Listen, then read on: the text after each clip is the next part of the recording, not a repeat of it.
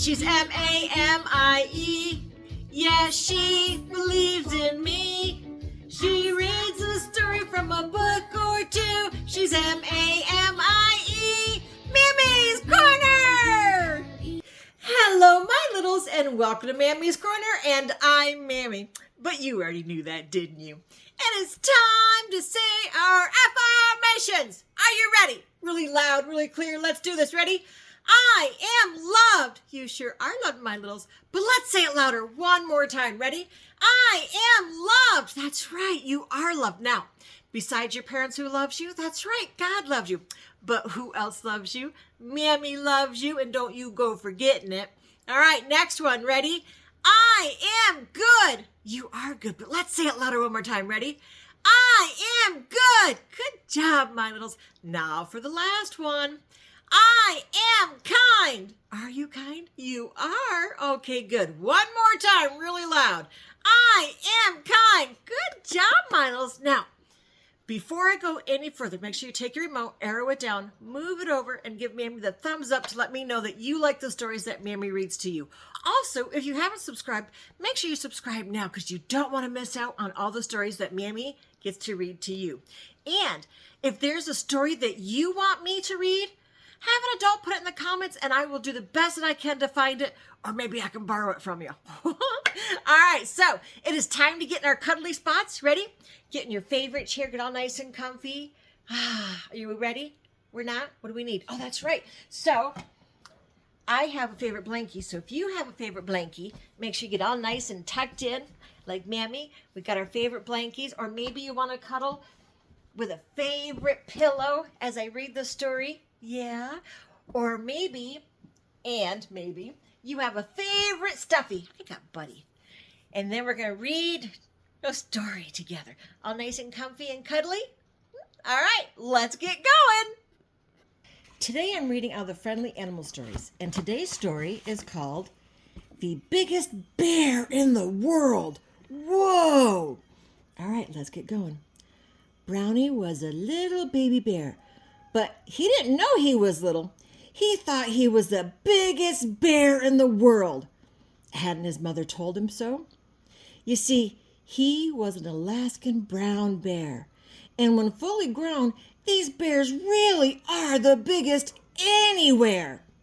When a full-grown Alaskan brown bear stands on his hind legs, he is taller than the tallest man.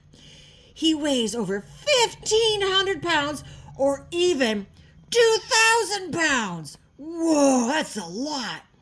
Now that is as much as 10 men together would weigh. Wow.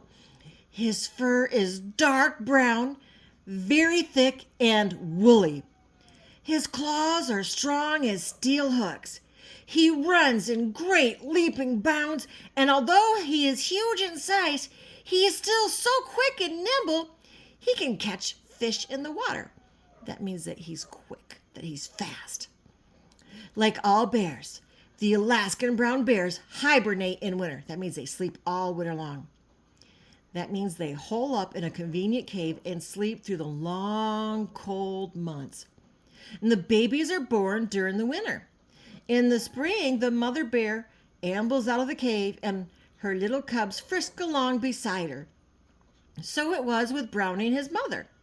Brownie came out of the den frisking along beside Mama, blinking at the strange sunshine, for it had been dark in the cave, and sniffing all the good earthy smells. He had long, coarse hair, a tiny black nose, and sharp little teeth with which he snapped at the snow still lying along the trail. For although it was spring on the Alaskan peninsula where Brownie lived, it was almost always cold. In winter, there were blizzards. In summer, there is cold rain and wind and heavy fog. It is a rough, tough land, just the kind of land the great Alaskan brown bears love. Right away, the mother bear began teaching her cub the things all bears must know. She found a berry bush and showed him how to bite off the berries. She snuffed around a fallen log and caught a mouse for him to eat. She found a gull's nest and cracked the shell of a gull's egg for him.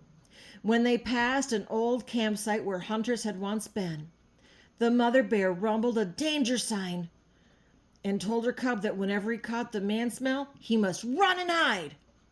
Then Mama stopped at a swift running stream. Many big silvery salmon were swimming up the stream. Mama sat down on the bank and watched the fish closely. When a salmon swam near the bank, Mama slapped at the water with one great paw and caught the fish. She tossed it to Brownie to eat, but the slippery fish flopped right out of Brownie's paws and slid back into the water. "Goodness, Brownie," Mama said impatiently, "you must learn to catch fish better than that.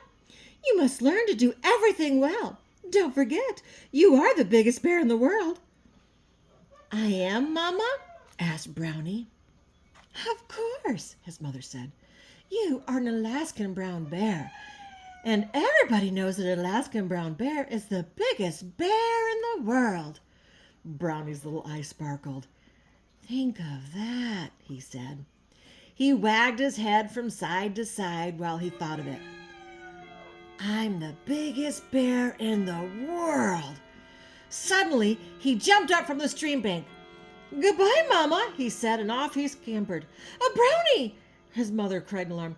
"Brownie, you come back, right back here!" But the cub was too far away to hear. You see, he had misunderstood what his mother had said. She meant he belonged to the class of bears that grow into the biggest. He thought she meant that right now he was the biggest bear in the world. And of course, if he was so big, he didn't have to stay with his mother all the time. He was big enough to go anywhere by himself. So off he went. Just a little ball of brown fur running straight into the rough, tough Northland away from his mother and food and safety. Soon he passed a berry bush. "I'll just have a few to eat," he said, and stripped off some berries. But they tasted different, not like the ones his mother had shown him. They made his mouth pucker and sting. "Oh no, what's going to happen to Brownie?" He saw a gull's nest and tried to crack an egg.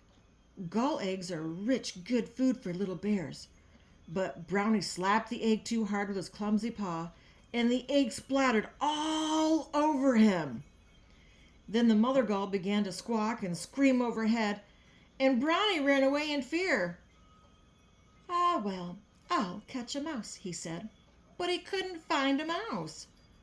At last he came to a fishy-smelling stream, and he decided he would fish a while. He was so busy splashing in the water that he didn't see the great bald-headed eagle soaring overhead.